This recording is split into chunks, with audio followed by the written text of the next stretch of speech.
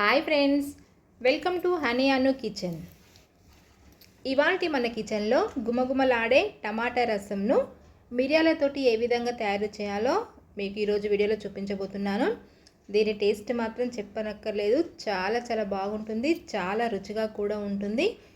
చాలా త్వరగా కూడా దీన్ని ప్రిపేర్ చేసుకోవచ్చు.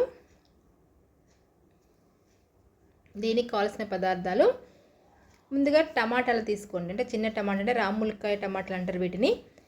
ఇవి తీసుకొని శుభ్రంగా కడిగేసుకొని వాటర్ పంపేసుకొని కొద్దిగా చింతపండు వేసుకొని ఒక 5 minutes ఉడకనివ్వండి. ఈ టమాటాలు అనేది త్వరగానే ఉడికిపోతాయి.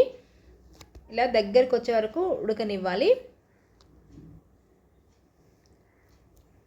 ఇలా ఉడికిన తర్వాత వీటిని పూర్తిగా చల్లారిన తర్వాత వాటర్ అనేది కొద్దిగా వాటర్ పోసుకొని టమాటాలను మెత్తగా ఇట్లా కలుపుకోవాలి. ఇలా మెత్తగా కలుపుకోవడం వల్ల ఆ టమాటా రసం అంతా వాటర్లోకి దిగుతుంది కదా. అలా మొత్తం కలుపుకొని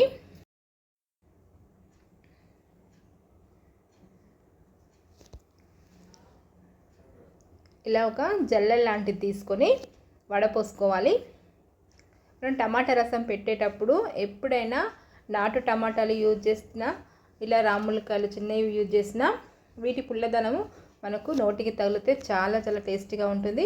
మనకి ఏమి తినబుద్ధి కానప్పుడు ఇలా చేసుకొని తినండి, చాలా రుచిగా ఉంటుంది. తర్వాత మిగతా దాన్ని కూడా సేమ్ అదే విధంగా కలుపుకొని వడపోసుకోవాలి.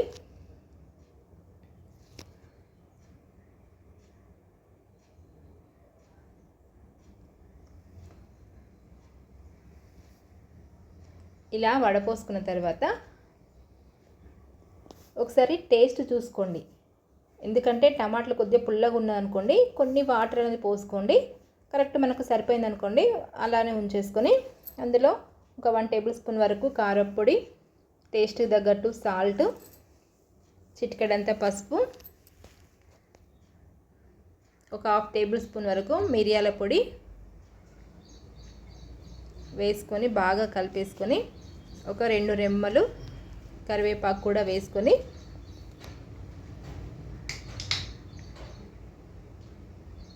బాగా మరగనివ్వాలి.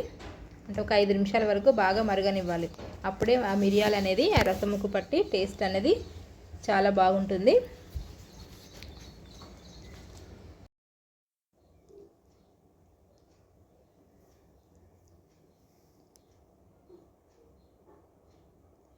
తర్వాత పోపు పెట్టేసుకోండి.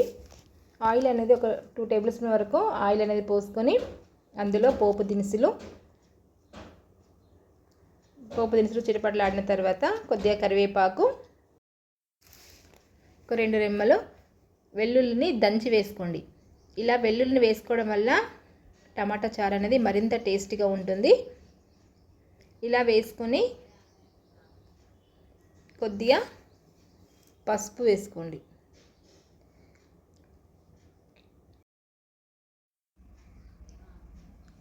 తర్వాత స్టవ్ ఆఫ్ చేసేసుకొని మనం ప్రిపేర్ చేసుకున్న టమాటా రసంలో వేసుకుంటే సరిపోతుంది. అంతే, ఎంతో టేస్టీగా ఉండే గుమగుమలాడే టమాటా చారు అనేది రెడీ అయింది కదా. ఇది రైస్లోకి తీసుకుంటే చాలా టేస్టీగా ఉంటుంది. నోటికి ఏమీ తినబుద్ధి కానప్పుడు ఇలా చేసుకొని తినండి, చాలా రుచిగా కూడా ఉంటుంది.